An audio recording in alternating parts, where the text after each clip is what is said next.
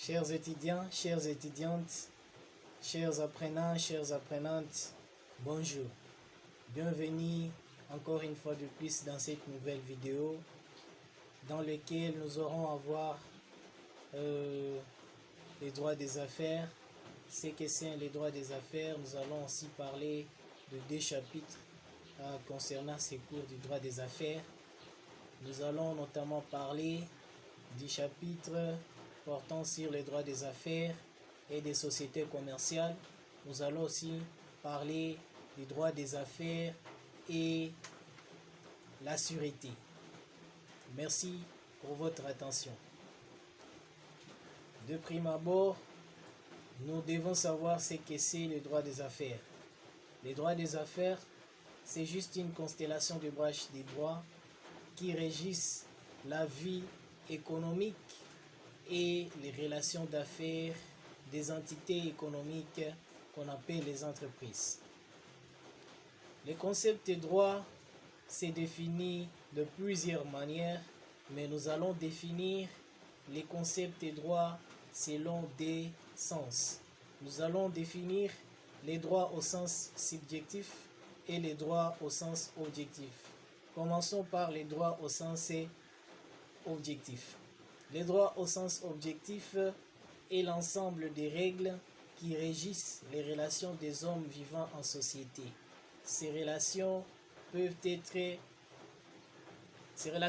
être économiques ou non. Ces relations sont d'ordre général, sont universelles. Ces relations sont impersonnelles et assorties d'une sanction et sont impératives. Et de la différence du droit au sens subjectif, c'est juste un ensemble des prérogatives, des avantages ou de privilèges que les droits au sens objectif reconnaît à tout sujet des droits. Donc, il est à noter qu'il n'existe pas des droits au subjectif sans les droits objectifs. Et pour des exemples plus concrets, nous devons donc savoir par exemple le droit, donc la constitution d'un État, et par exemple les droits pénals.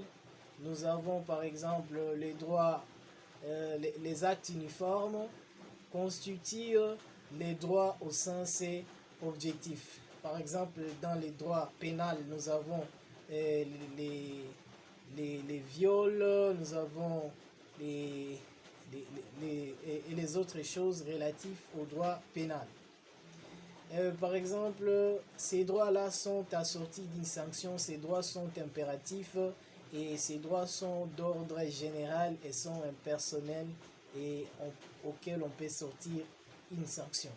Les droits, par exemple, à la vue, au droit de vote et droit à la liberté d'expression sont les droits au sens objectif, sont des droits au sens subjectif que les droits au sens objectif reconnaît à tout sujet des droits. Venons maintenant pour parler du premier chapitre que nous allons parler dans ces cours. S'intitule du droit des affaires et des sociétés commerciales. Les droits, ce qu'il faut retenir est que les droits des affaires ne peuvent pas être conçus dans un environnement sans les sociétés commerciales. Les sociétés commerciales constituent ce que les sains et pour les corps humains. Dans ces chapitres, il sera question de donner une approche définitionnelle de ce que sont les sociétés commerciales, les différentes typologies des sociétés commerciales, les responsabilités des sociétés commerciales et des agents sociaux. Et enfin, nous allons placer un mot sur la transformation des sociétés commerciales. Premièrement, nous allons donner la définition à un champ d'application des sociétés commerciales. D'entrée en jeu, les sociétés commerciales trouvent leur fondement de l'acte uniforme du 17 avril 1997 portant sur les droits des sociétés commerciales et du groupement d'intérêt économique. De là, nous allons parler de la constitution des sociétés commerciales. La création des sociétés commerciales passe par 3 étapes généralement. Ces étapes essentielles sont précédées par ce qu'on appelle affectio societatis, c'est-à-dire la liberté de se mettre ensemble par les associés. Et ces étapes sont les suivantes. Nous avons 1. La constitution du capital social. Deuxième étape, nous aurons l'élaboration des statuts. Et troisième étape, c'est l'immatriculation de la société. Comme premier paragraphe, ce que vous pouvez retenir de la constitution du capital social est que le capital social est constitué selon la volonté des associés et néanmoins pour certaines catégories de sociétés, les lois spécifiques fixent la limite minimale du capital social.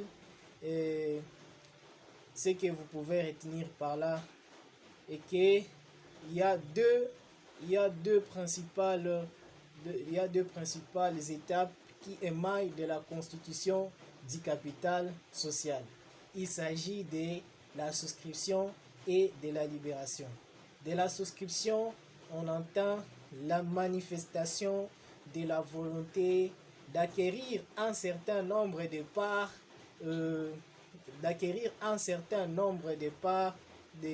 par les associés pour la constitution du capital social. Contrairement à la libération, ce n'est juste que la concrétisation de la souscription, et ce qui peut être soit total ou bien partiel. Nous allons maintenant parler de la seconde étape qui est l'étape de l'élaboration des statuts. Les statuts sont considérés comme une constitution d'un État, et c'est-à-dire c'est un acte constitutif de la société. De là, la loi exige pour des raisons probatoires que les statuts soient écrits, signés par les associés et authentifiés par les notaires. Les statuts constituent un consentement de l'expression de l'affectio societatis, c'est-à-dire la liberté de se mettre ensemble par les associés, et les statuts comprennent les éléments suivants. Les éléments qui composent un statut sont les suivants. Nous avons la mention relative à l'identification de la société, la mention relative à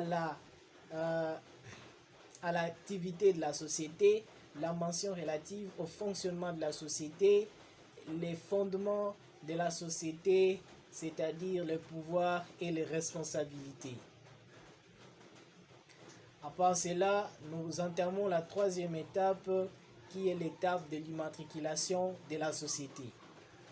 L'immatriculation de la société est considérée comme l'acte de naissance de la société. L'immatriculation de la société confère une personnalité juridique à une société. De là, nous allons maintenant parler de différents types